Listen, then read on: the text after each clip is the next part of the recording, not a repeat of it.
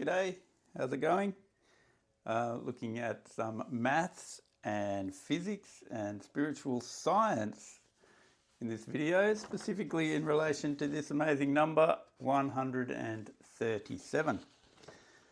So, yes, some of you may have heard about this incredible number 137, and this it's related to the fine structure constant in physics, and it's also a famous number in Kabbalah and Gematria, with Kabbalah itself having a numerical value of 137. So if you look on the internet, you'll find that there's some very interesting videos about number 137, and some physicists losing their cool really about the significance of the number, and they don't really know what it means. So I've been pretty excited because I've made a bit of a discovery in maths, and I don't really know the full implications of it, but I think you'll be pretty amazed, because what we have here is a universally multiplicative number field.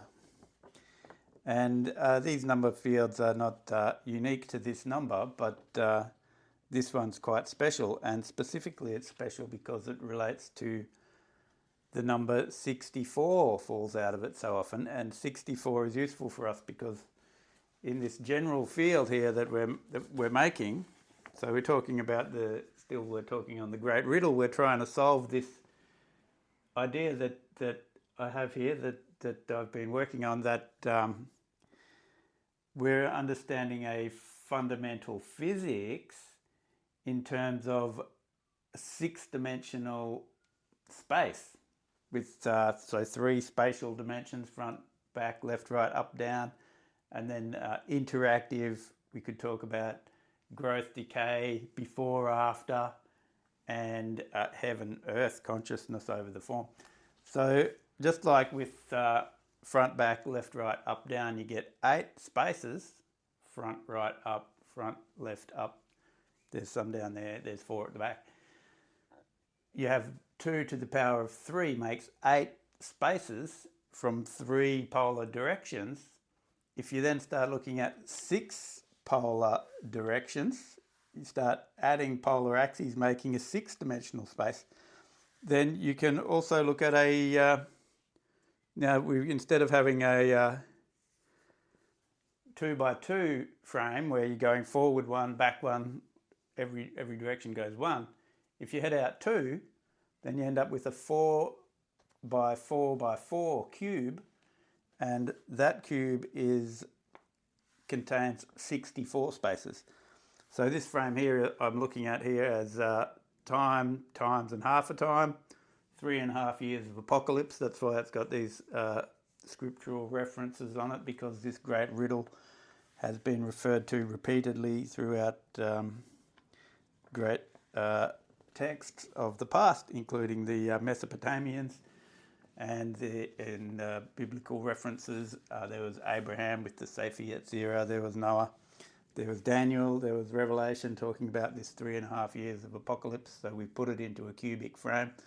So what we're looking at here is something called Kabbalah, which is spiritual science. But we're looking at it from a different lens, and we're also looking at physics. Now there's this character, I don't really know anything about him, but somebody referenced him in relation to this idea that we can look at Kabbalah being equal to 137 in the root of the word Kabbalah is kabel, and kabel, it relates to correspondences. So there's the way that the curtains in the top of the temple are latched together. They correspond one loop to the other loop. There's kabel. So this correspondence, there's talk about wisdom and prophecy. So prophecy relating more to the number 64, having that root. I can't remember, chakma or something like that. I can't remember the actual words in Hebrew. I don't speak Hebrew. My Gematria is pretty hopeless, non-existent. And then there's wisdom, so prophecy and wisdom, and prophecy being 64, which is number we're looking at, and wisdom 73. So 73 and 64 make 137 when you add them together. So you have this prophecy and wisdom, you have science and spirituality, this correspondence between these two aspects of existence, the scientific and the spiritual. So that's what we're looking at here, and there's this strange parallel with this spooky mystery number from physics, the fine structure constant. So we're going to turn the camera around and we're going to look at some maths.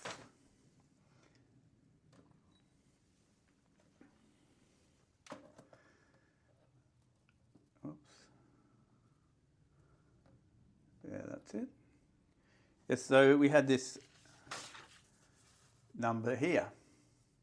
This number set. So looking at some of these numbers, I said a universally multiplicative field. So we just look at that a bit. So if we want to multiply any number by 2, we're going to move down one set. So here we have 17 sets of 8 numbers. And this 17 here is the master set. It contains the decimal. So 1, 10, 100. And then, but we're in mod 137. And so that means once we get up to 136, then that's, if we're in the decimal like mod 10, then we start again at, we add another column, we start in the 11. So here we're going up to 136, and then we start again at 1. So these are all decimal numbers actually. They don't look like it, but if you multiply 100 by 10, then you end up with 1,000, and then you multiply, and then you subtract. The remainder will always be in the 137, so I don't know if you can see that. Maybe this other calculator is working here. Got a light on it, a backlight.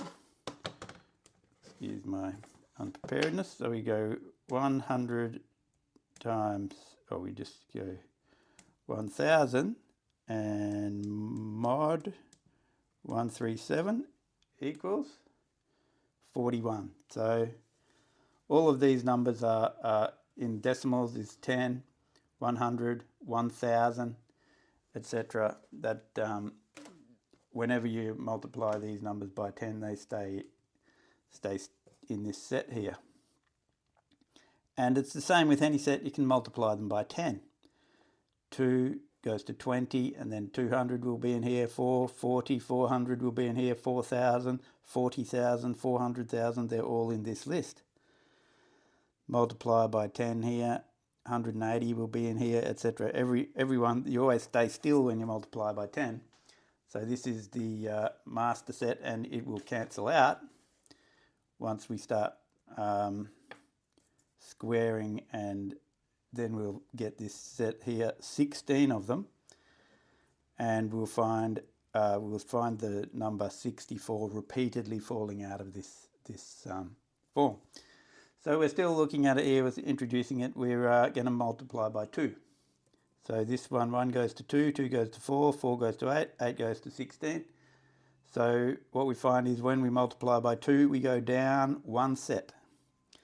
So 18 goes to 36, 51 goes to 102, 70 goes to 140, but then we're going to subtract 137, so we get 3.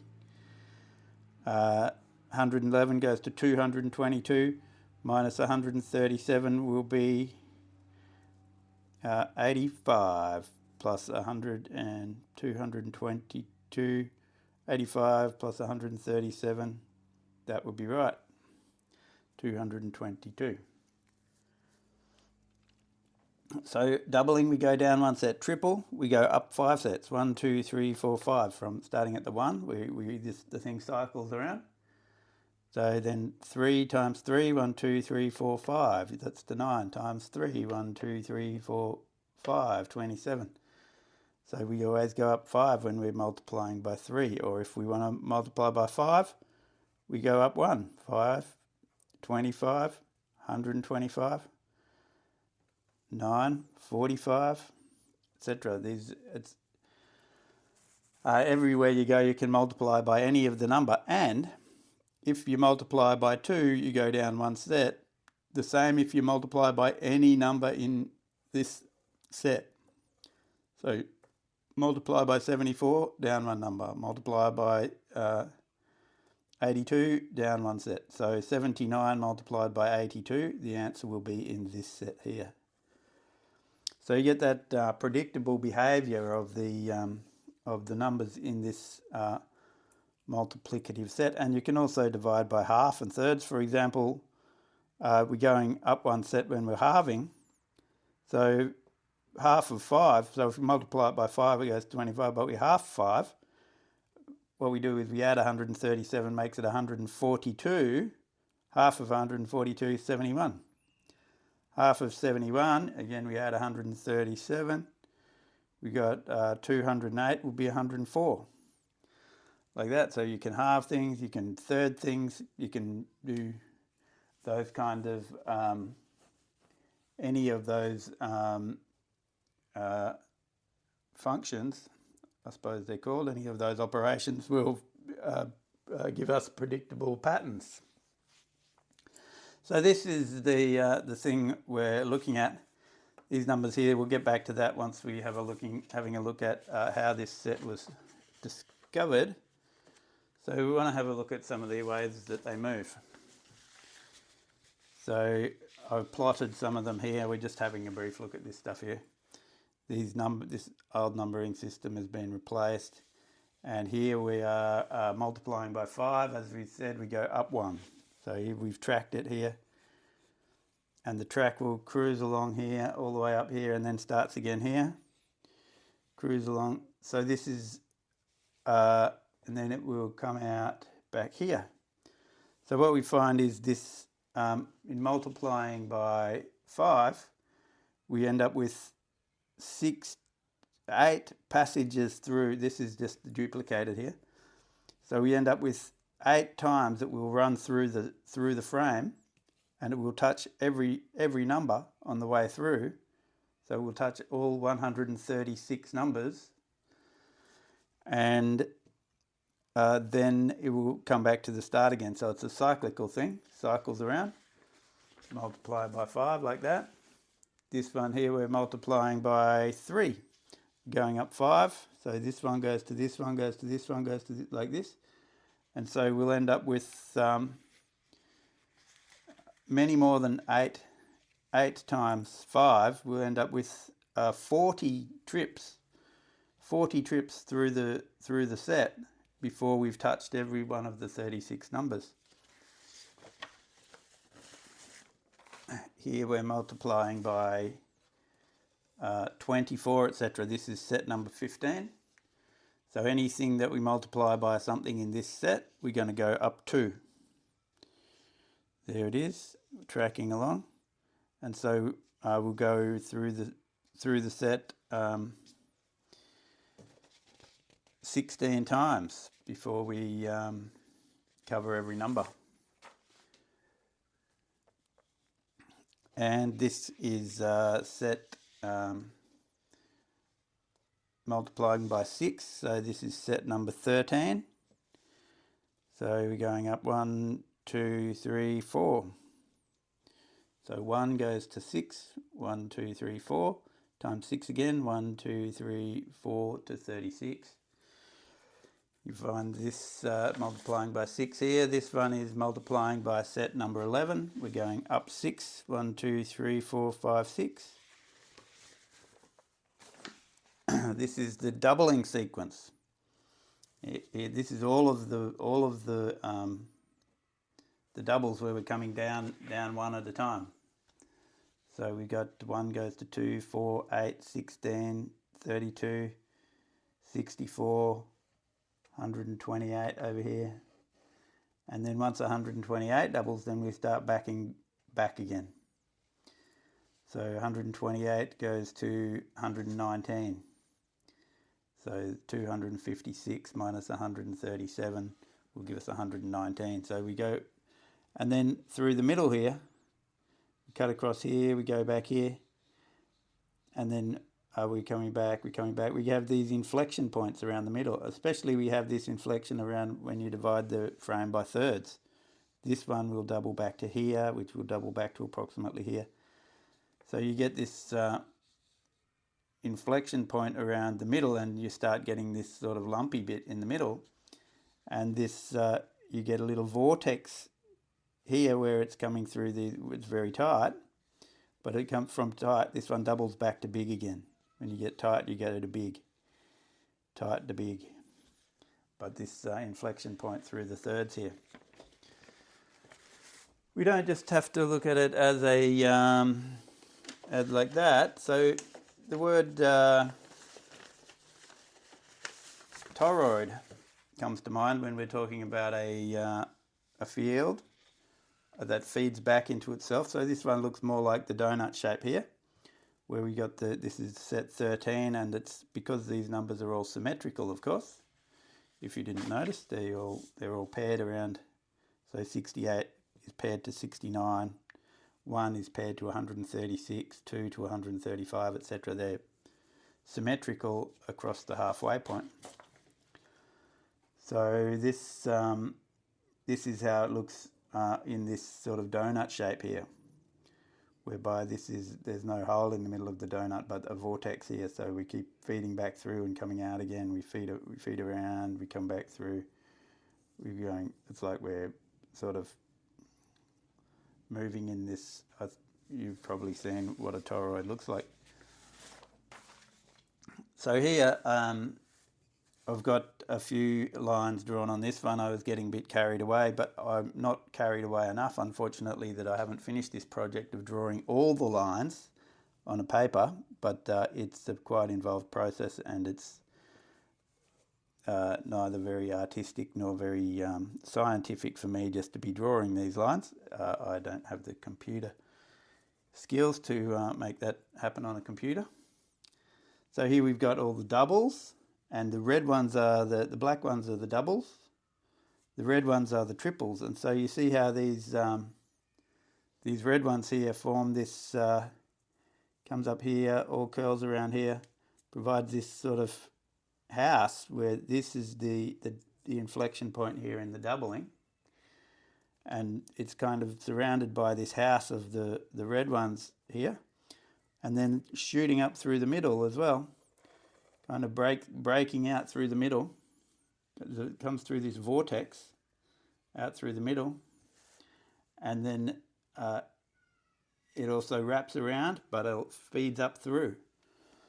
So we're looking at some pretty fun patterns there. So what else are we looking at? Yes, so again, here's the numbers. I'll just pop them there while I figure out what we're still just having a bit of an overview. So this one here is getting very interesting, because now we're looking at squaring the numbers. So here's so for example, 2 squared goes to 4, 4 squared goes to 16, 16 squared goes to 119. So we're moving in a doubling pattern in the sets. So here we spoke about how this master set 17 cancels out. I still was working on the numbering. This one cancels out because everything stays still. If you square anything, it stays still. But once you start, if you square anything in the decimal, it stays still. So, but if you multiply by anything in this set, or you square something, then you're going in this, if you square anything, you're going in this pattern here where we're doubling. This one moves 1 position, then it moves 2 positions, then it moves 4 positions, then it moves 8 positions, then it moves 16 positions and wraps around, but effectively it goes back 1.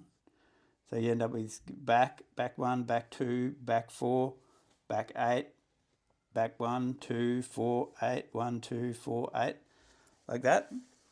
And you've got this master set here, the green ones, 1, 2, 4, 8, 1, 2, 4, 8, that we end up on these numbers. There's an orange set as well. This is also doubling, but moves in a different pattern. So 3 goes to 6, goes to 12, 24. Which one's next? I can't quite remember off the top of my head. But yeah, with these numbers, where I've got some of them have 3 little bars over the top of them, some of them have 2 bars, some of them have 1 bar, and some of them have got a circle on them. So these circled ones are the ones on this, what I call this master set here, whereby any number, if you square this number, it goes to that number, that one to that one, it stays on the set. If you square the 2, for example, with 2 bars on it, the 2 goes to the 4, which has got 1 bar on it. Where it's got 1 bar, it goes to the master set. So if it's got 3 bars, then it's 3 steps away. If it's got 2 bars, it's 2 steps away. If it's got 1 bar, it's 1 step away. And if it's on the set itself, it stays on the set. So it always feeds back into the set. And so we're starting to look for the number 64. So once we cancel out that master set there, now we've got 128 numbers. And it sets up into 2 patterns of 64 numbers each. And then when we're looking at the way that these 64 numbers break down, 32 of them are 3 steps away, 16 of them 2 steps away, 8 of them 1 step away, and 8 of them on the set. So you end up with this halving and doubling, where we're finding the 64, we're looking for 6 poles to make the 64. So anyway, we've drawn these poles here, just finishing this little look at this for now. So I call this one the structural pole and the crossbeam. So this 1 and 16, these two mate, and then there's the 1/4 and the 3/4 running through it as well. So we've divided it into matching pairs. Same with the orange set. Same format with the orange set with the 32, 16, 8 and 8. So that's when we square the numbers. Then we started looking at the cubing of the numbers and putting the numbers to higher powers, like to the power of 3, to the power of 4, to the power of 5. And we started to run out of computational power in terms of being able to get the exact number. So for example, if we go 21 to the power of 6, the computer that I've got may not work it. So 21 to the power of 6 equals, oh yeah, so that one works. I get an answer. But once we get to the power of 8, the power of 9, bigger numbers, I'm not going to get exact answers that I need to run this thing. But we found that there's a pattern to it. So for the cubing, I was able to get some exact answers. And we're going through this pattern here. It looks messy as. And there's 4 different sets on here. The pencil, the black, the green and the red. And there's these, on the other side, we'll find 4 other symmetrical patterns. So this one will go here, out to there. They're symmetrical one to the other. So I didn't bother drawing them, and they're quite messy. But what we've found is a pattern to all of this that we're going to look at quickly. And then we're going to go back through and look at how we found these numbers and a few other interesting facts. So this is the movement in sets relating to the putting these numbers, the numbers 1 through 136, n1 to 136, raised to a particular power. So this is n to the 3, and we move like this. So this is the one we're just looking at. So from set 1, we cube something in set 1.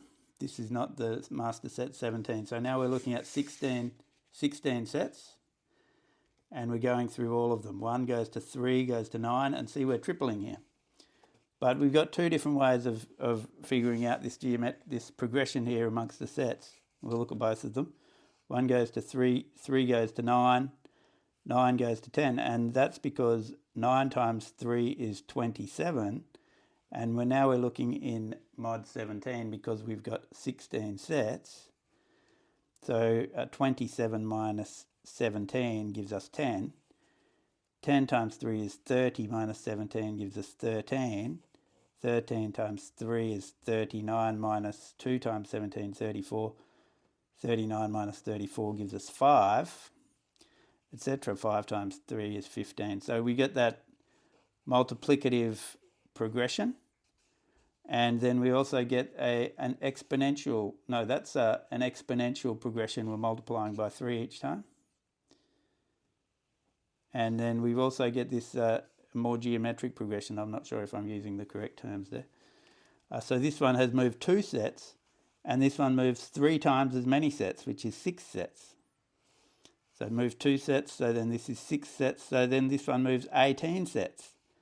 So if you think we go 17 sets plus 1 makes 18, so we've gone plus 1 is 10. So then this one moved 1 set, so then this one moves 3 sets. And that also works whether we use the 18 or just the 1. This one moves 1 set, that one moves 1 set, so this one moves 3 sets. This one moves, that one moves 3 sets, so this one will move 9 sets. 13 plus 9 is 22. 22 minus 17 is 5. So you get that progression there, which I've just called more geometric, as compared to the former, which I called exponential progression. And that happens in all of these different powers. So raised to the power of 5, we multiply by 5, multiply by 5 again. 5 times 5 is 25 minus 17 is 8, etc. This one multiplies by 7, this one multiplies by 10, this one, and these are putting them to the power of these different powers. And all of these numbers here, all of those power numbers, they are these orange sets.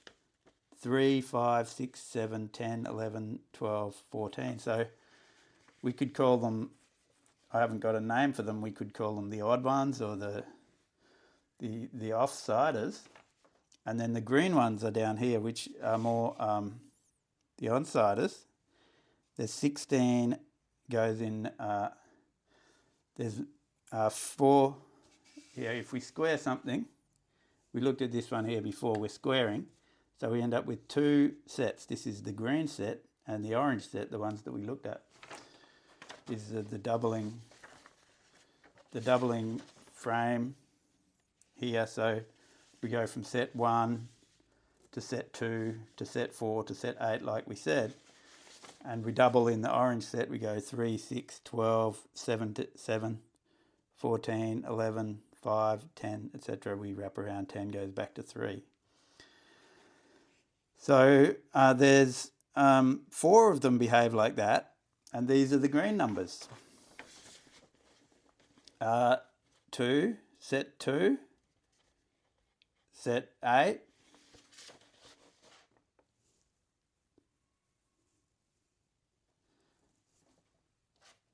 set 9, and set 15. There's four green numbers, 2, 8, 9 and 15. And then there's other green numbers here, 4 and 13, onside numbers. And these ones, they've got 4 sets of 4, so multiply by 4. Multiply by 4 again goes to 16, 4 goes to 13, 13 goes back to the 1. And so this one breaks down into 4 sets. These are the green numbers. These are the orange numbers. They always stay together. The green numbers, the orange numbers. And with when we go to the power of 16, then the 1 goes straight to the set 16, 16 goes back to the set 1, 2 goes to 15, they're in pairs, symmetrical pairs. So here they're symmetrically paired. 16, there's these 2 pairs. And the 1 is also a green number where everything stays still. If we put something to the power of 1, it doesn't change. And so we're looking at these numbers a bit more. So this one here, we'll look at this one here. So here I've written half up here. So these have all got a 16 in them at the halfway point. They've all got a 1 at the start. And I wrote the 1 up there, which means the whole. And then we wrote the 16 here for the half. So now we see these are symmetrical around this one here, in that the 14 and the 11, they multiply back to the number 1. So this is 140 plus 14, 155. And 155 minus what I picked an odd example, 2 times 9 is 18, minus 17 goes back to the 1. 15 times 8 is 120. Find that 7 times 17, 70 plus 49 is 119. There's 120, it's on the 1. 5 times 7, 35, subtract 34, goes 1. So any symmetric, these are all paired symmetrically across this halfway mark, and they all multiply to 1. And then we going here, we got the 13 and the 4 in this set, where we got the quarter. These are the 13 and the 4 down here. And here we've got the 13 and the 4, and anything across these, 7 and 12, 11, 3, 9, 15, 11, 3. So these make 33. Subtract 17, they add up to 16. They multiply back to 16. Same across this one quarter here, where again we've got the 4s and the 13s. These green numbers here. Anything across these symmetrical across here. 6 times 14, 60, and 24, 84. And if 5 times 17 is 85, so we subtract 84 from 85. We subtract less than 85, we subtract back to 68, then we're left with 16. 84 subtract 68 leaves 16. So anywhere across these ones, they multiply to 16. Anywhere paired across here, they multiply to 1. And then once we're down onto the quarters here, there's a couple of different ways that they multiply. They multiply either to the, where's my other notebook? They multiply either to the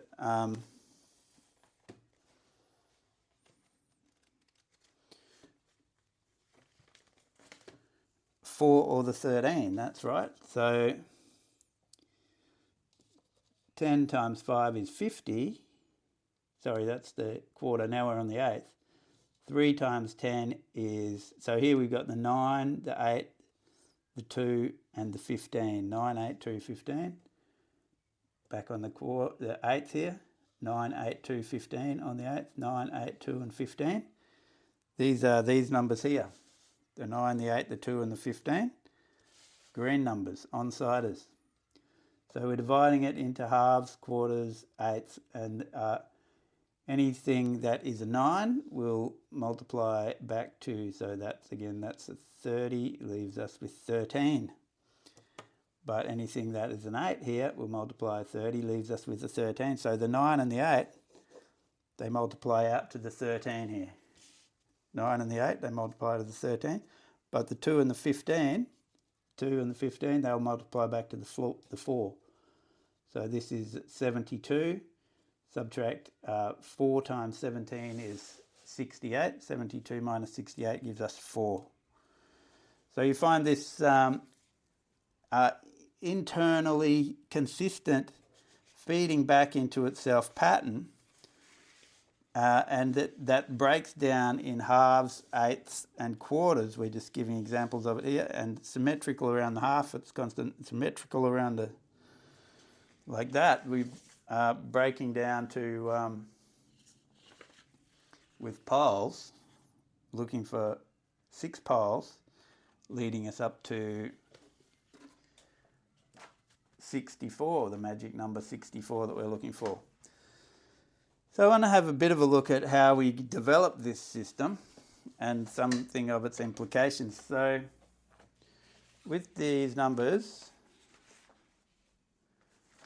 there is how I discovered them. I was talking to this fellow about some of my work, and he was like, oh, look at the number 137. So I did, and I immediately discovered this field, and how I did it was because I've been looking at numbers like this. This is, here I've looked at number 41. Here I've looked at number 37, and I'm looking at the reciprocals. So 1 divided by 37 gives a string of digits. So in this case, 027, a repeating string of digits. And there's a few different ones. There's 12 of them at 3 digits for 37. And there's 108, 108, 135, 135, and 12 of them. So there'll be 3 different sets. So 270, 270. 10 divided by 37, 1 divided by 37, we also have that 270, and there'll be a 720 somewhere as well. Here it is, 26 divided by 37, 720, 720. So you get these, start finding these sets of numbers that divide in the reciprocals, that divide them. So if we look at the reciprocals of 17, the numbers 1 through 16 dividing 17, we end up with one pattern. Only one 16-digit sequence, and it just depends like which number is, like 10 divided by 17 gives 0.588235, and then if we look at 8 divided by 17, we can still see it again, 588235 here. 7 by 17, we still 588235. It's the same set of numbers, we just have a different starting place. 13 gives us 2 sets of 6 numbers. 19 gives us 1 set of 18 numbers. And look, interesting features here. They pair across like this. So the 7 and the 2 pair to 9, 1 and the 8, 9 and the 0, 4 and the 5, they all pair to 9 like that. They've got interesting features about them, and I was researching them, trying to find a pattern to them. 29 has a 28-digit sequence, 23 has a 22-digit sequence. There's this one here. 41 I just had a brief look at this morning because I was making up these divisors here. This is the list of the divisors and putting them into a set. And here we have a little universally multiplicative pattern falls out of the number 41 here. Some of them have this pattern, some of them don't. But these ones are complex fields, and in a way more complex and in a way more simple than the big one we're looking at with the 137. So this one multiplied by 2, multiplied by 2, multiplied by 2, but and these are the green numbers again, I believe, are they all?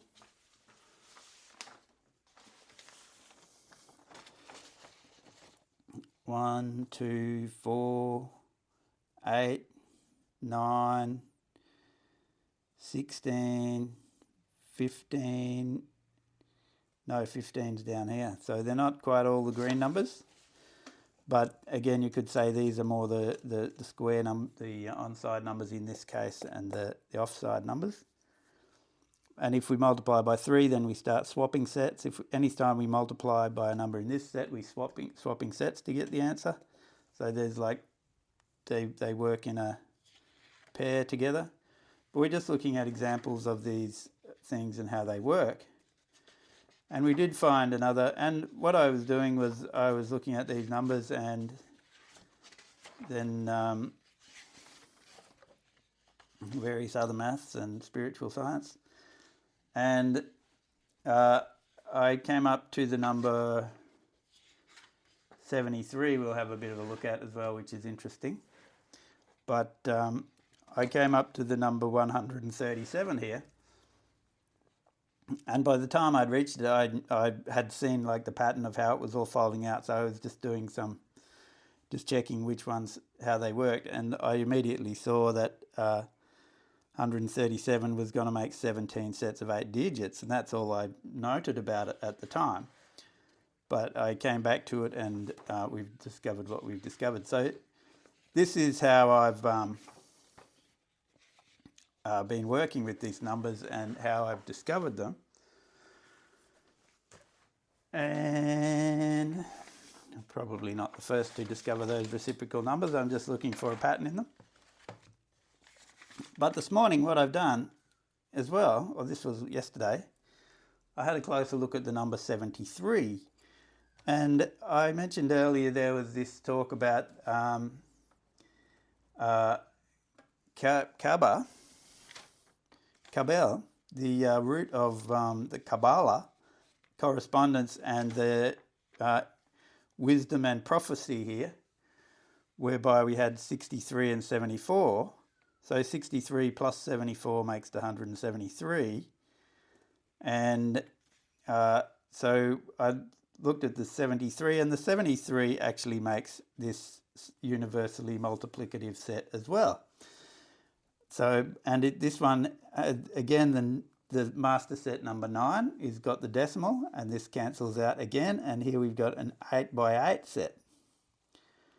But this one is much simpler than the one that we've got with 137, and doesn't provide this scope for the operations that we may be able to do with the 137. So this is how it behaves when you're squaring. 1, 2, 4, 8. It's got that doubling pattern again. I've actually set it out in this so that they double.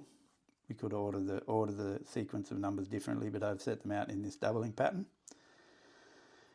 And when they go to the power of 3, because we've got this 9 here, we keep coming back to the 9. So as soon as we get onto the 9, then 9 times 3 is 27, which goes back to the 9 again. So everything stays on the 9. As soon as you hit a 3 or a 6, you go to the 9.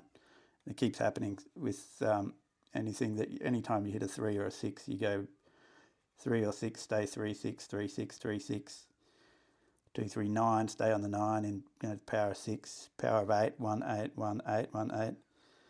So this is like the 16. You get that in the other one we looked at, you get the pairs. Here we're to the power of 8, to the power of 2, to the power of 5 are a pair. They're a pair.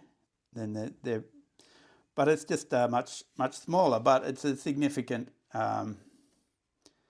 number as well, in that this method of analysis throws up this this pattern that is a powerful pattern that potentially we could use this as like a computer language or something, you can imagine. So yeah, we had this. We talked a bit about. We're going to just talk a bit about the this number again. Excuse my dodgy notes. So we had the Gematria. That's not how you spell it. The Kabbalah. The 173 is an important number in the Bible. It's there's Ishmael and Levi, both were said to live for 137 years. As compared to Moses, who was said to live for 120 years, which is clearly a very significant number. These numbers have a lot of meaning. So here, if we're looking at Utnapishtim or Noah's Ark again, it's a giant cube, and it's 120 at the edge here, and that's the same number of years that Moses lived. And so what we were dividing in all the halves and stuff. We're looking at waveforms. So this is how it all started for me, this vision here, where the 6 by 6 with 6 by 6 as a 2/3 waveform, had this vision from Jesus that suggests I look down through that lens. And then if we divide the number 6, we end up with 1 octave in the middle. It's octave. If you halve the wavelength, you double the frequency and you get an octave. That was Pythagoras, the law of the octave. And so then if you've got 12 here, this is a 12 by 12 cube, and this edge here, which divides with this vibration, gives us 1 octave here. And on the quarters, you also get octaves.